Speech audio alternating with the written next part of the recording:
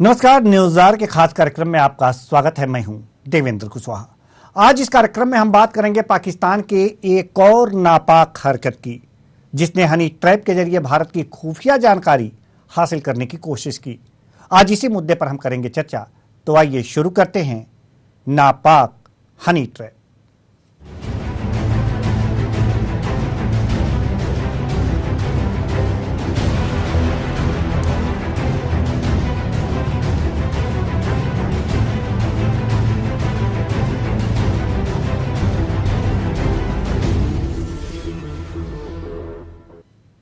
पाकिस्तान अपनी नापाक हरकतों से बाज नहीं आ रहा। भारत से कई बार सीधी जंग में परास्त होने के बाद भी वह अपनी ठिठरई में लगा रह रहा है। वह भारत को परेशान करने का रोज एक नया हथकंडा इस्तेमाल करता है। इन्हीं हथकंडों में से एक हथकंडा है हनी ट्रैप का, जिसका प्रयोग कर वह भारत के जवानों पर डोरे डाल रहा है। इसके लिए पाकिस्तान ने भारतीय सीमा के समीप कुछ ऐसे सेंटर बना रखे हैं जहां एक कमसिन हसीनाओं को हनी ट्रैप की ट्रेनिंग दी जाती है। ये वो लड़कियां हैं जो सोशल नेटवर्किंग के जरिए भारतीय जवानों के संपर्क में आने की कोशिश करती हैं। ताजा मामला राजस्थान के जयपुर का है, जहां एक जवान हनी ट्रैप का शिकार हो गया और वह कर बैठा जो उसे नहीं करना चाहिए था। एक रिपोर्ट देखिए, फिर चर्चा भी करेंगे। पाक की नापाक करतूत, हसीनाओं को हथियार बना रहा है पाक। आईएसआई देता है इन हसीनाओं को ट्रेनिंग, फिर ये लड़कियां रिझाती हैं, अपनी दिलकश बातों से बहलाती हैं, भारतीय सैनिकों को बहकाती हैं। ये पाक हसीना है, फिर भेजी जाती हैं अश्लील तस्वीरें, बुना जाता है झूठे इश्क का जाल और उगलवाए जाते हैं वो राज जो देश से कहलाती है गद्दारी। हनी ट्रैप और पैसों के लालच में फंसते हैं जवान। जी हाँ, बिल्कुल सही सुना आपने। इन हसीनाओं के सहारे पाकिस्तान ऐसे प्रोजेक्ट पर काम कर रहा है जिसे उसने नाम दिया है प्रोजेक्ट शेरनी। ये वो प्रोजेक्ट है जिसमें पाकिस्तान ने भारत सहित श्रीलंका, म्यांमार और बांग्लादेश में 300 महिला एजेंटों की भर्ती की। आमने सामने की टक्कर में कई बार मुंह की खाने वाला पाकिस्तान अब इस हद तक उतर आया है कि उसने भारत के खिलाफ लड़कियों का उपयोग करना शुरू कर दिया है। ताजा मामला राजस्थान के जयपुर का है, जहां राजस्थान इंटेलिजेंस ने पाकिस्तान खुफिया एजेंसी को गोपनीय दस्तावेज और युद्धाभ्यास की फोटो और वीडियो भेजने वाले सेना के जवान शांति मोइराणा को गिरफ्तार किया है। पश्चिम बंगाल का रहने वाला जवान शांति मोइराणा इन्हीं पाकिस्तानी हसीनाओं के मोह जाल का शिकार हो गया और वह कर बैठा जो एक भारतीय जवान को नहीं करना चाहिए था। उसने पाक हसीनाओं के जाल में फंसकर 2 पाक महिला एजेंटों को सेना की गोपनीय जानकारी भेज दी। पाकिस्तान को ये एक बात बता देना चाहता हूँ कि वो किसी प्रकार के भी इंटेलिजेंस इंफॉर्मेशन लेने के लिए हरकत करे, चाहे वो 300 ब्यूटीफुल गर्ल्स को तैयार करे या उनकी पलटन बनाए या ज़्यादा लड़कियों को ट्रेनिंग दे। इससे इंडिया का जवान और इंडिया का ऑफिसर कोई उनको कॉन्फिडेंशियल इंफॉर्मेशन देने वाला नहीं है। उनको इंडियन ड्रेस या बिंदी लगाने से कोई फर्क नहीं पड़ता। उनको लाइनस ऑफ पाकिस्तान प्रोजेक्ट चलाने से कुछ नहीं होगा। उनको हर बार सांबा केस होना इंडिया के अंदर पॉसिबल नहीं है। पाकिस्तान प्रोजेक्ट शेरनी के तहत खूबसूरत लड़कियों को हनी ट्रैप और डार्क वेब की स्पेशल ट्रेनिंग देता है। इसके बाद ये हसीनाएं भारतीय सेना के जवानों को अपने जाल में फंसाने का काम करती हैं। आईएसआई ने भारतीय सीमा पर जासूसी के लिए कॉल सेंटर तक खोल रखे हैं, जहां लड़कियों को 180 दिन की ऑनलाइन और डार्क वेब की ट्रेनिंग दी जाती है। इसके बाद हनी ट्रैप की ट्रेनिंग होती है।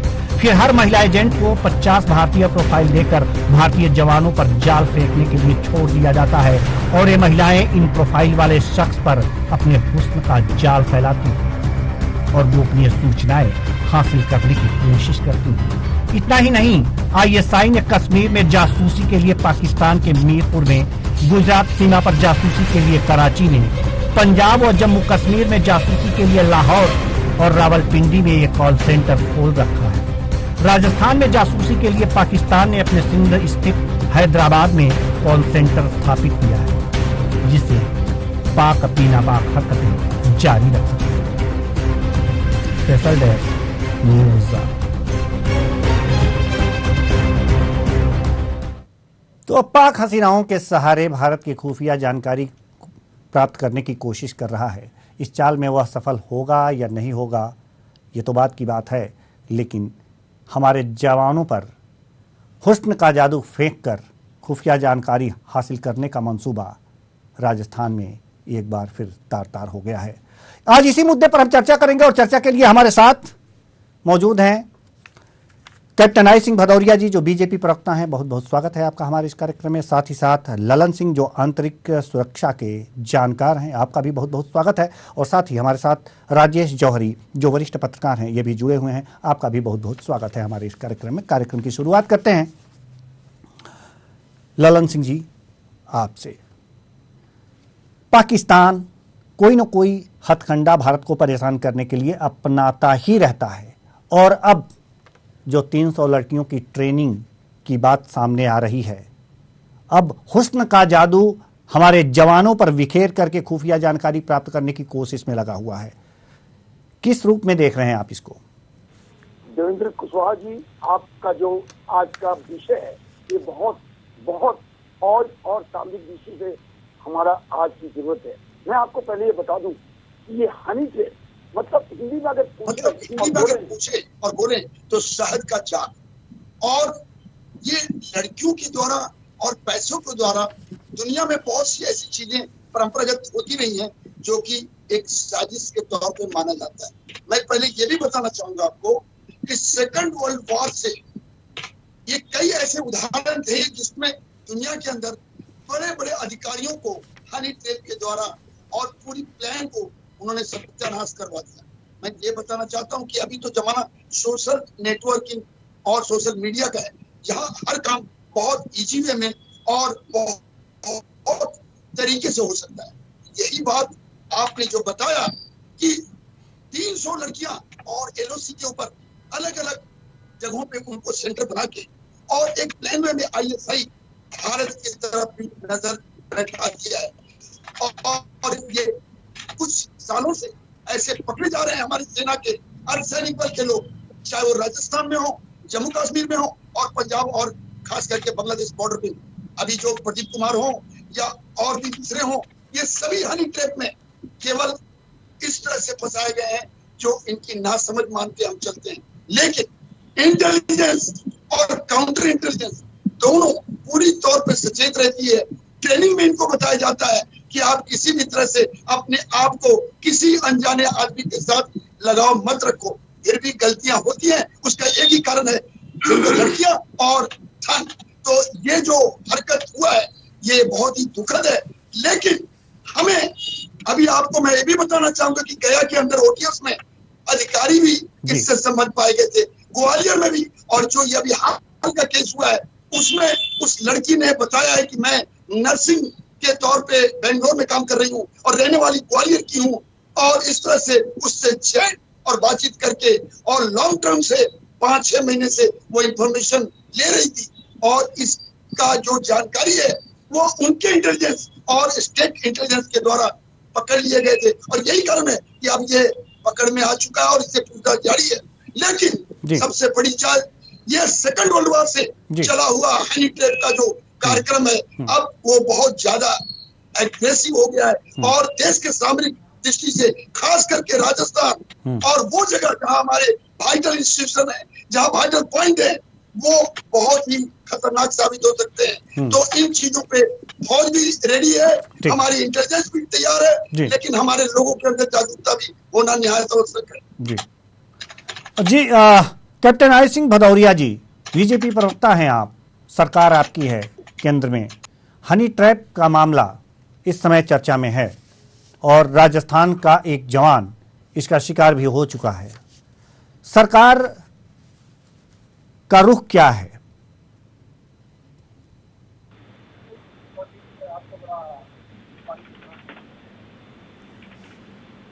जी आज से नहीं है जी, बहुत समय से चला आ रहा है जी। आज ये थोड़ा सा इसलिए ज्यादा हावी हो रहा है कि आजकल सोशल मीडिया है। पहले सोशल मीडिया नहीं होती थी तो ये इसकी घटनाएं इतनी नहीं घट पाती थी, बहुत कम होती थी। आजकल सोशल मीडिया में कोई कहीं से भी जुड़ जाता है, और आज मोबाइल भी आज हमारे सेना के हर जवान के पास होते हैं। पहले समय में मोबाइल नहीं होते थे। अगर घर पे भी उसने अगर सूचना देना है तो एकमात्र एक लेटर होता था, चिट्ठी पत्री होती थी, उसी से घर तक सूचना पहुंचती थी या घर से सूचना आती थी जी। अगर आज मोबाइल सभी जवान के पास होता है तो वो कभी भी घर पे भी बात कर सकते हैं, घर से भी सूचना आ सकती है। तो उसी का ये जो है ना एक गलत, हालांकि हमारी जो आर्मी सेंटर होते हैं ट्रेनिंग के, ट्रेनिंग सेंटरों में इन चीजों की बाखूबी ट्रेनिंग दी जाती है कि हमारे हर जवान को, ये जो भी हमारे सेना के हैं जवान है, एनसीओज है, जेसीओज है, सभी को ये इस चीज का जो है ना बिल्कुल हिदायत दी जाती है, ट्रेनिंग में भी बताया जाता है कि सिविल से हमारा कोई कंसर्न नहीं होता, हमारा उनसे कोई संपर्क नहीं होता। इवन हम अगर ट्रेवलिंग भी करते हैं, अगर एक जगह से दूसरी जगह मूवमेंट कर रहे हैं, उस टाइम भी हम किसी से अपना कोई संपर्क नहीं बना के रखते हैं। मगर आज क्या है कि जो जिस तरह से सोशल मीडिया है जी, उससे कहीं ना कहीं जो हनी ट्रैप है, इसमें हमारे फौज तो क्या मतलब कैप्टन साहब क्या सोच रहे हैं, सरकार को क्या इस बारे में सोचना चाहिए कि जो हमारे जवान हैं उनको सोशल मीडिया से दूर रखा जाए? ना, ये भी गलत नहीं है, मगर मैं एक चीज कहना चाहूंगा जी कि सोशल मीडिया तो ठीक है, मगर आज के समय में किसी अगर मोबाइल की जो सुविधा है ये बिल्कुल बंद कर दो, फिर क्या है कि पर्सनली ही जो कहते हैं ना वो हनन हो जाएगा कि वो अपनी मर्जी से अपने घर तक भी अपने बच्चों से भी बात नहीं कर पाएंगे। मगर ये जरूर है कि नेट पे प्रतिबंध होना चाहिए जी। जिस तरह से जो ये केस आया है, इस केस को देखते हुए आर्मी की सोशल मीडिया पर प्रतिबंध होना चाहिए। जो हमारे जवान हैं उनको सोशल मीडिया से दूरी बना के रखनी चाहिए जी जी। ठीक है सर, हम आपके पास आएंगे। हमारे साथ राजेश जौहरी जी भी हैं जो वरिष्ठ पत्रकार जी, जो वरिष्ठ पत्रकार हैं जी। राजेश जौहरी जी, जवानों को सोशल मीडिया से दूर करना कितना जायज है, अगर इस तरह की बातें सामने आ रही हैं तो?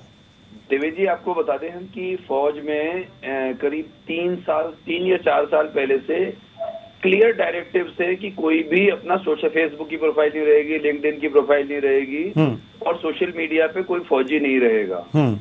और अगर कोई पाया जाता है तो उसके खिलाफ बाकायदा बहुत सख्त एक्शन होता है फौज में, ये फौज का नियम है।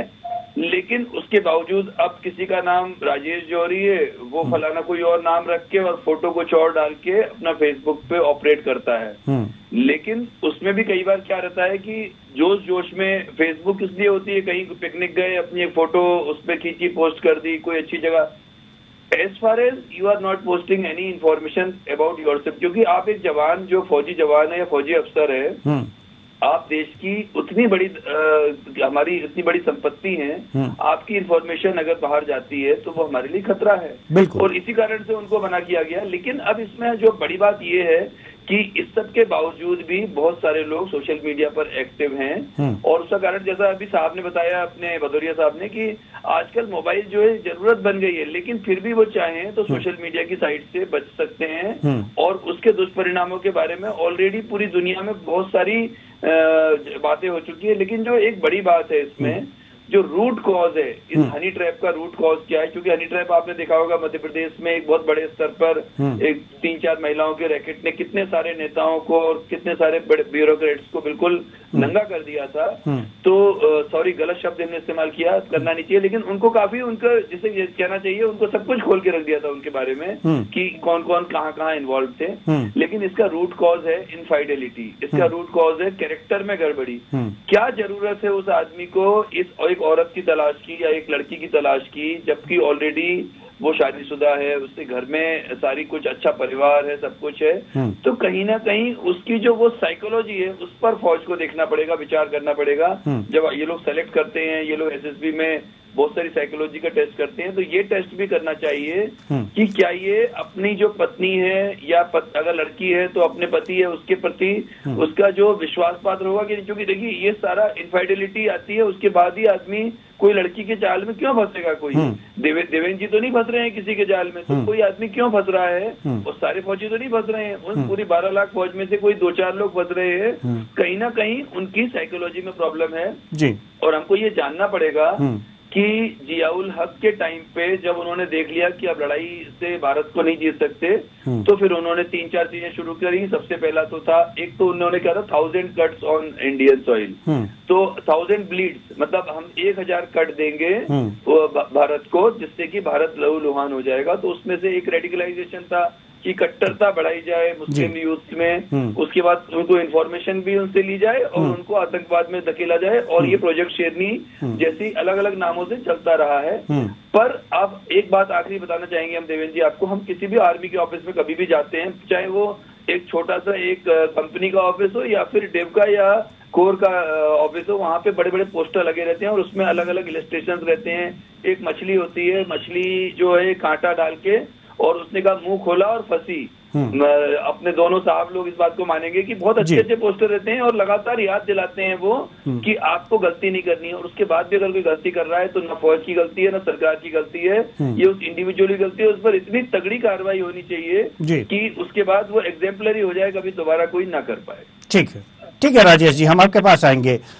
जी ललन सिंह जी, सवाल आपसे है। सवाल ये है कि चूंकि सोशल मीडिया का जमाना है और सोशल मीडिया से जुड़ ही जाते हैं जवान, हालांकि लाख हिदायतों के बाद भी, लेकिन क्या सारी जिम्मेदारी सोशल मीडिया, यानी कि सारा जो ठीकरा है सोशल मीडिया के ऊपर ही फोड़ देना उचित है?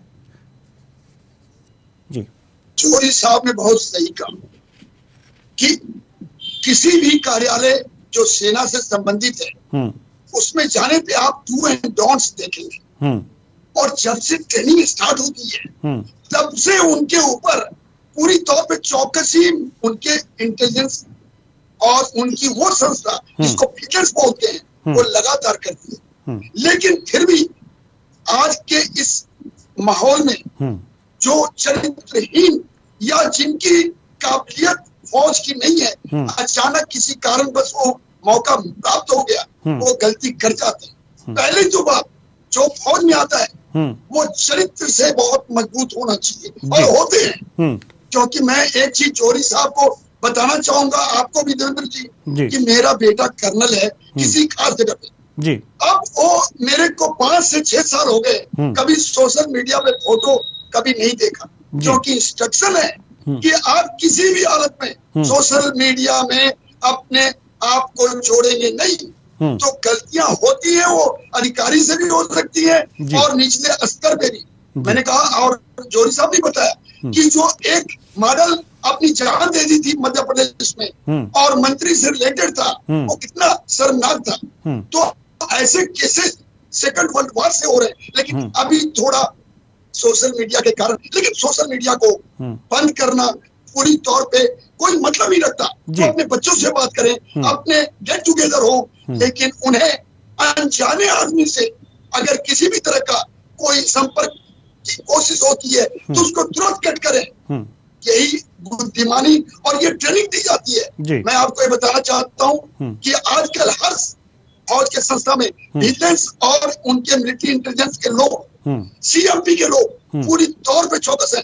और 1-2 केसेस जैसे कि राजस्थान में जयपुर में हुआ, उससे पहले भी हुआ है, अर्धसैनिक बल में भी हो रहे हैं। इनके ऊपर और भी चौकस होने के लिए, जैसा जोरी साहब ने कहा, उनको एग्जेम्पलरी पनिशमेंट दिया जाए और ट्रेनिंग के अंदर उनको क्लियर कट बता दिया जाए कि अगर इस तरह से गलती करते हो तो आप कहीं के भी नहीं रहोगे, और एक काइंड ऑफ फियर भी उनको क्रिएट करना देवेंद्र जी निहायत आवश्यक है।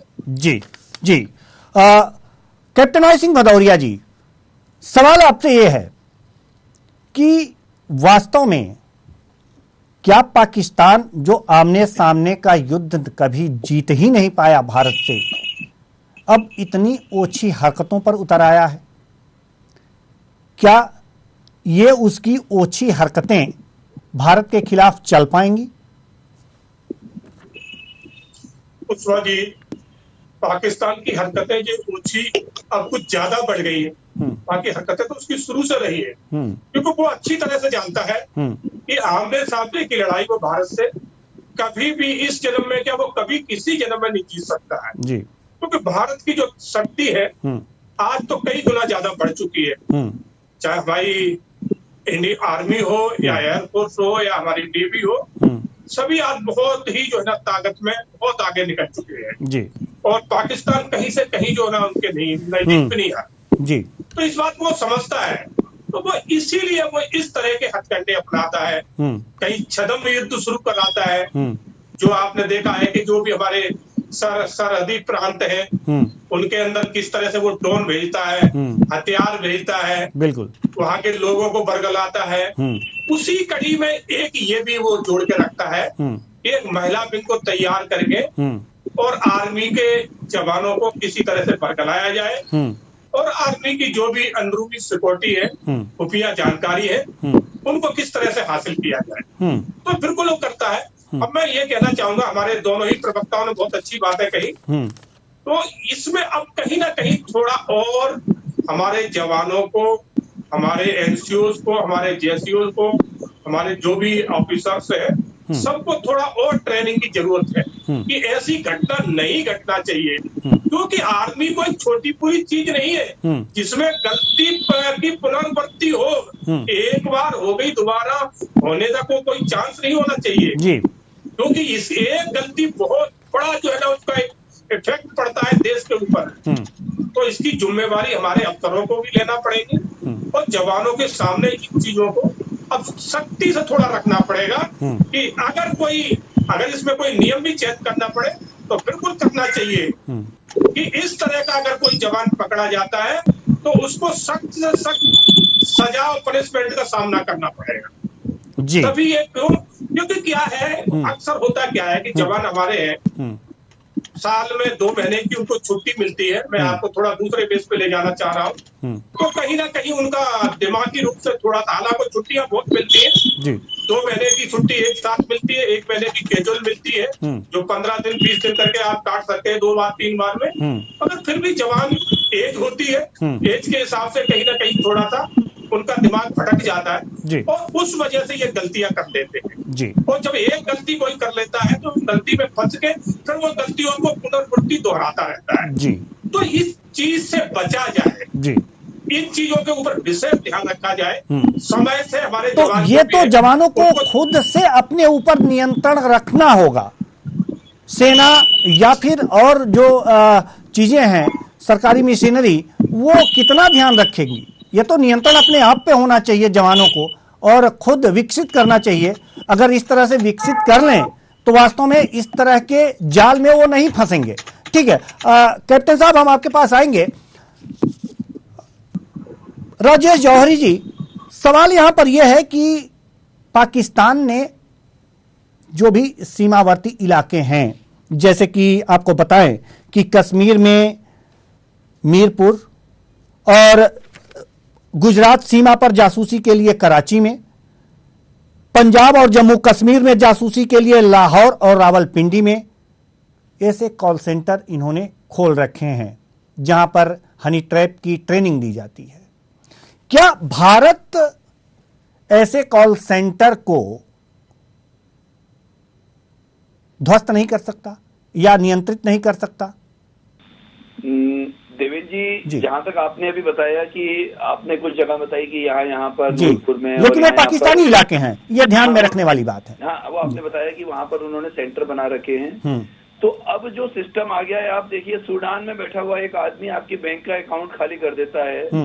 एक आदमी नामीबिया में बैठा हुआ आदमी आपसे फोन पे बात करता है, आपसे पता नहीं क्या चैटिंग करता है और आपके बैंक से पैसे निकाल लेता है, आपके एटीएम से पैसे निकाल लेता है, एटीएम का जो आपका वो है कार्ड को हैक कर लेता है। तो अब प्लेस का इंपॉर्टेंस खत्म हो गया है, जो कोऑर्डिनेट्स का इंपॉर्टेंस खत्म हो गया है। कोई कहीं पे भी बैठ के कहीं पे भी कुछ कर सकता है। इंटरनेट ने पूरी दुनिया को एक गांव बना दिया है, वो ग्लोबल विलेज बना दिया है जी। तो अब ये इम्पोर्टेंट नहीं है कि वो इम्पोर्टेंट अगर आतंकवादी कैंप है, वो इम्पोर्टेंट है कि वो हमारे सीमा से कितनी दूर हैं। पर ये वाले जो आईटी सेंटर होते हैं, ये कहीं भी बैठे होते हैं। ये भी एक तरह से आतंकवादी ही गतिविधियां हैं हमारे लिए, क्योंकि इनका इस्तेमाल भी तो देश के खिलाफ ही हो रहा है। तो जो यहाँ ट्रेनिंग दी जाती है महिलाओं की, जो यहाँ पर, और जैसे आतंकवादियों को ट्रेनिंग दी जाती है वैसे इन महिलाओं को ट्रेनिंग दी जाती है, तो उनमें और इनमें अंतर क्या है? जी बिल्कुल, ये ज्यादा खतरनाक है। आतंकवादी तो आपको सामने से दिख रहा है और ये जो महिला जो अंदर घुस गई है। और आपको बताएं एक बात कि ये जो महिलाएं, अभी तो आपने सिर्फ वो देखी हैं कि जो बाहर सेंटर हैं, लेकिन अपने जो जितने 62 कैंटोनमेंट्स हैं, वो इसलिए 62 की बात हो रही है कि वहाँ पे सिविल पॉपुलेशन काफी बड़े तादाद में रहती है। हर 62 छावनियों में इतने सारे लोग, कौन कौन सी लड़कियां, जितने हर कैंटोनमेंट की, अपना लल्लन सिंह साहब और भदौरिया साहब मानेंगे, हर जगह पे मॉल रोड होती है, हर जगह पे आप शाम को 6-7 बजे निकल जाइए, आपको इतनी सारी लड़कियां अलग अलग तरह की दिखेंगी। इंटेलिजेंस वाले लगातार नजर रखते हैं, उनका डाटाबेस बनाते हैं, और बोलना नहीं चाहिए, लेकिन मतलब ये हमने अपनी आंखों से देखा है। अब वो बोलते हुए शर्म भी आती है, लेकिन कई बार ऐसा देखा है कि अपने फौज के लोग उसमें जो है उनके साथ इन्वॉल्व हो जाते हैं, उनके साथ अफेयर्स हो जाते हैं, और उनको उनकी गाड़ियों में बैठ के जाते हुए देखा जा सकता है। अच्छा, ये सब चीजें ये पत्रकारिता के लिए हमने नहीं ऑब्जर्व करी, हमने खुद अपने इसलिए ऑब्जर्व की कि पता तो पड़े कि कितना पतन हुआ है, कितना, और ये पतन पूरे समाज का हुआ है, अकेला फौज का नहीं हुआ है। ये पूरे, जहाँ सब्जी बाजार से आ रही है तो पूरी बाजार की सब्जी जो हमारे यहाँ बाजार से आ रही है वही खराब है। तो इसलिए जो हमारी पौध, जो घर से तैयार हो रहा है बच्चा, माँ बाप की जिम्मेदारी है, उस विद्यालय की जिम्मेदारी है संस्कार देने की। वो कहीं संस्कारों में कमी हो रही है, चाहे फिर फौजी हो, चाहे डॉक्टर हो, चाहे इंजीनियर हो, चाहे पत्रकार हो, चाहे कोई भी हो। अब एक बात ये आपसे बोलनी थी, ये तो एक बात हो गई। दूसरी ये थी कि हमारे जो भारतीय सेना का अंग्रेजों ने एक बहुत जबरदस्त सिस्टम निकाला था, वो आज भी बहुत कारगर है। दोनों साहब लोग मानेंगे इस बात को। एक होता था वहाँ पे सूबेदार मेजर, जो कि जेसीओज में हाईएस्ट पोस्ट रहती थी, और जिसको सीनियर जेसीओ भी बोलते हैं, और एक होता था कंपनी हवलदार मेजर, जो कि हवलदारों में सबसे सीनियर होता था, और उस कंपनी का जो 1/3 जो बटालियन है उसकी सारी हवलदारों का एनसीओ का इंचार्ज होता था। ये दोनों इतने जबरदस्त सिस्टम हुआ करते थे, जैसे पुलिस का बीट सिस्टम होता है, कि जब तक ये अच्छे से एक्टिव थे तब तक बहुत अच्छे से इंफॉर्मेशन सारी बाहर आती थी और सब चीजें सही रहती थी। एक जवान, उसके दिल में क्या बीत रही है, वो क्या सोच रहा है, वो अपने उसके मन में क्या आ रही है, तो वो आती थी। लेकिन अभी क्या हुआ है आपको बताएं, अभी जो सीओ हो रहे हैं, जितने कमांडिंग ऑफिसर बन रहे हैं, वो बड़ी कम उम्र के बन रहे हैं। पहले भदौरिया साहब के टाइम पे जो बनते थे 45 इयर्स की एज में, 42 इयर्स की एज में सीओ, अब वो 35 में और 34 में बन रहे हैं। तो वो लोग इससे कनेक्ट, उनका खत्म हो गया है, कनेक्शन खत्म हो गया है, और वो इस पुराने सिस्टम को उतना महत्व नहीं दे रहे हैं, जिस कारण से, नहीं तो आपको बताएं, ऐसा कोई जवान एक दिन में नहीं चेंज हो जाएगा, एक दिन में किसी जासूस के हाथ में नहीं फंस जाएगा। कोई लड़की से बात होगी, वो अपने साथी को बताएगा कि एक लड़की मेरे को मिली। ठीक है सर, हमारे पास बिल्कुल समय की कमी है, समय की हमारे पास कमी है। ललन सिंह जी कुछ कहना चाह रहे हैं, जल्दी से अपनी बात रखिए, क्योंकि हमारे पास समय की बिल्कुल ही कमी है, बहुत कम समय है मेरे पास।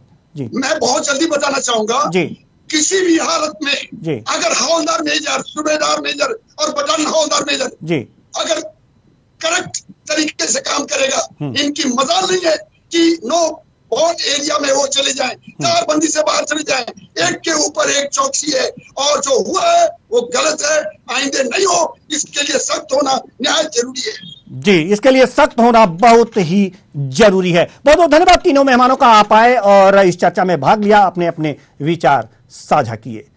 तो पाकिस्तान की हरकतें ही ऐसी हैं कि वो कुछ भी करता ही रहता है भारत के खिलाफ, लेकिन भारत उसका हर हथकंडे का जवाब देता है, और इसका जवाब हमारे जवानों को अपने चरित्र से देना होगा। फिलहाल इस कार्यक्रम में इतना ही, मुझे दीजिए इजाजत, नमस्कार।